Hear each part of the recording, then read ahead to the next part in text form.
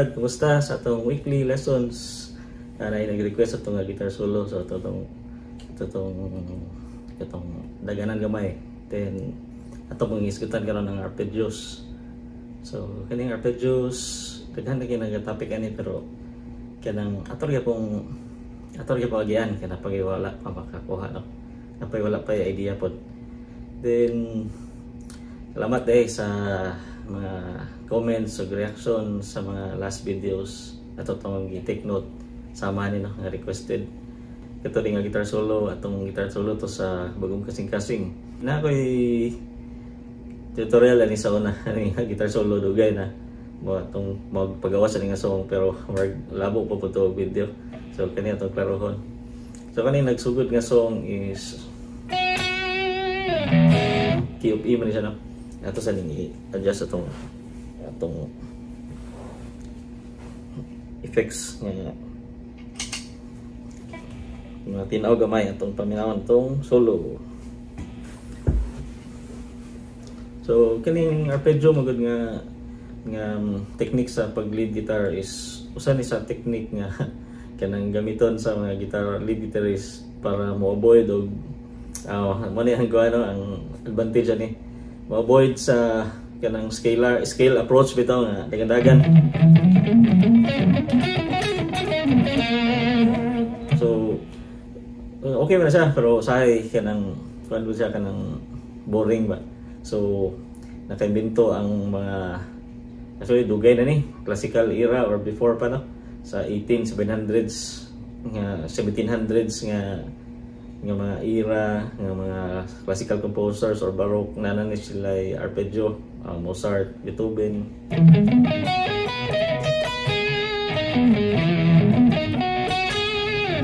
So kabantay mo nga ang arpeggio is dili siya sunod no, marag hagdan, dili siya ladder nga pareho sa skala, kay chord na siya nga gibungkag. So mo ginay simplified nga description sa arpeggio. Chord nga broken chord. So may nga broken chord, technically mo na siya ang broken chord. So napotoy bago pa ko na gitara, ingin lang ko mo na broken chord.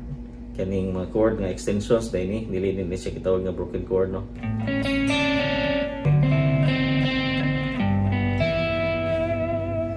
So mo to siya no, ang broken chord mo ni ang duol nga description sa broken chord is arpeggio. Actually mo gini siya ang broken chord, arpeggio, kumpara sa mga extended chords. So kini arpeggio sa ta diri sa kani nga song, specific na song. Akong gibuhat ani ang first na nga sequence is natural harmonics. So ano daro na mo natural harmonics. Kaning mga harmonic nga natural nga makuha nimo kung imong ibutang imong tudlo nga dinhi mo duot sa mga specific frets sa guitar. Okay, mo naman na nga mga lead guitarist nasa 3rd fret, nasa 5th fret, nasa 7th, nasa 9, nasa 12, nasa 15, nasa 17, nasa 19. So may mga lugar kusog, napoy lugar nga mga hinay. Pero kaning mga hinay mo ni sa 9 mo ni gigamit. So tingog nga pa no, tangan gamay nga gain, tingog gyapon siya. Nindot gyapon siya tingog.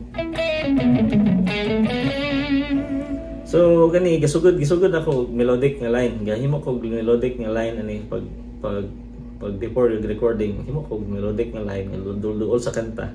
Pero lahi dili pareho sa kanta gyud mismo. So gihimo ko composition within the song nga guitar solo.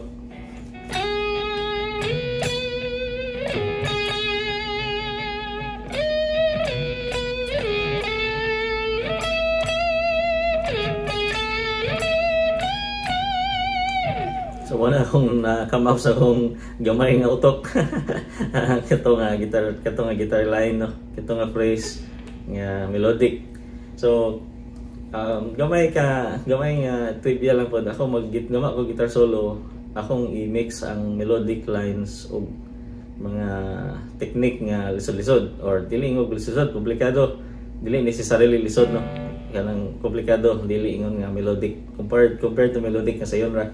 So marara kag kanta. So nga na akong idea para ma-exciting gamay ang guitar solo.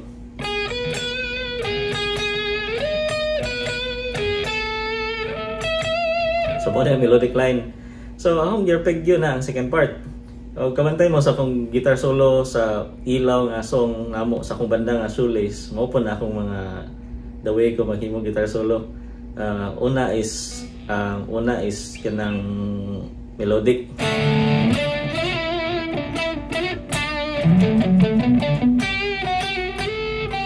Then ikaduha is arpeggios na or lain nga technique. Dili necessarily nga arpeggios no. Or lain nga technique nga kanang dili melodic. Nga na ko mo buhat og guitar solo. So lain mo tag paagi, ingana ako ang paagi. So balik na ito. Sa second part, mo na to arpeggio nako. So unsa man gibot nako tong arpeggio? Sayo ra kayo gisubay ra nako ang chord sa kanta. So usari po ni sa advantage sa arpeggio is matumbok gini mo ang chord tone. Dili bitaw kanang gadagan ka nga wala sa best nga nota. So ang mga best nga nota magud sa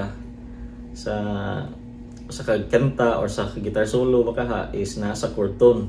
Nasa kanang tulo or upat ka nota nga sulod sa chord. So for example ang chord is so that is E na chord pero arpeggio nako. Arpeggio pasabot wala gitukar nga kasaa. Gitukar nga kanang dili sunod ba dili kasaa nga strum. So kuan siya.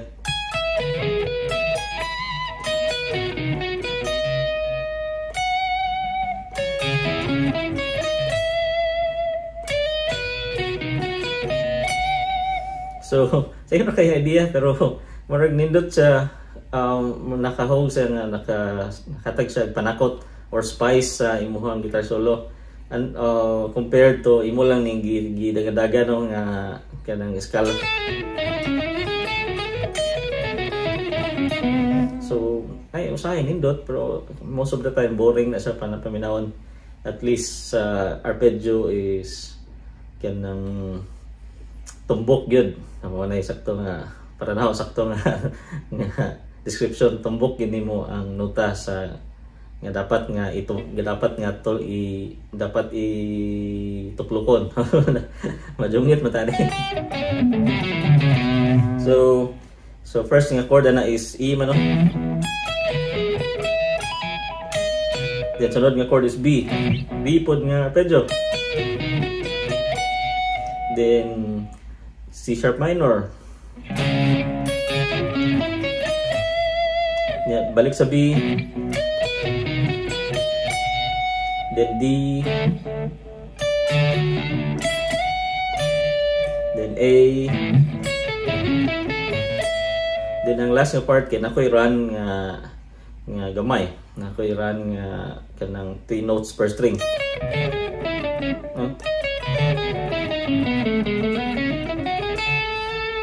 Then ang last pa yun is natural harmonic. Yan ang simple. Kanari ko tab ani ako tong ibutang sa link sa description nato sa atong website. Mas dali na ba ko work na lagi. Nakoy tab ani nga atong ibutang.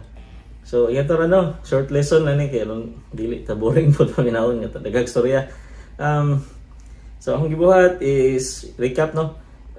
Recap kaning lesson is advantages of arpeggio. Arpeggio is playing the notes kanang sequentially, dili simultaneously, dili kasaon. Sequential, so sequence. So mo na arpeggio. So ang gibuhat balik ta ang ang advantage, ang pros sa arpeggio is avoid kanang scale approach no, boring kayo paminawon, dagan. Then ikaduha is matumbok gid nimo ang chord tones sa chord, sa progression sa chord. Matumbok gid nimo ang nota nga dapat nimo nga itumbok. Mo ba to? Duha. Actually daghan pa. Pero kani siya ang mga advantages nga dako kayo og epekto sa mga guitar solo nga mga outro. Then kita balik ta sa agi sa guitar solo. First na kong gimo is medyo melodic siya, more sa gakanta no.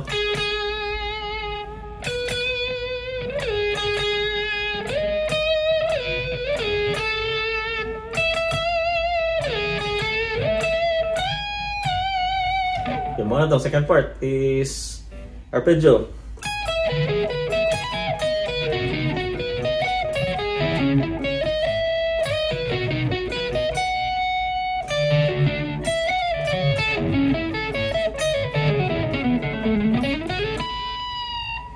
So yan na kasimple. Simple na itong guitar solo mga brad. Simple na siya. Then salamat kay kanang na nag-request ani kay nakanumdog ko. Medyo totoo na magaling album. Napako ko sa kuyog sa Victory Band for fourth album ni, kaupat nga album. Before ko ni ari sa adi pa gid before ko ni sa Amerika dili pa gid na pa mi fifth album. So more to mga brad. Din kung questions and comments sa comment section. Kita-kits sa sunod video. Salamat and God bless.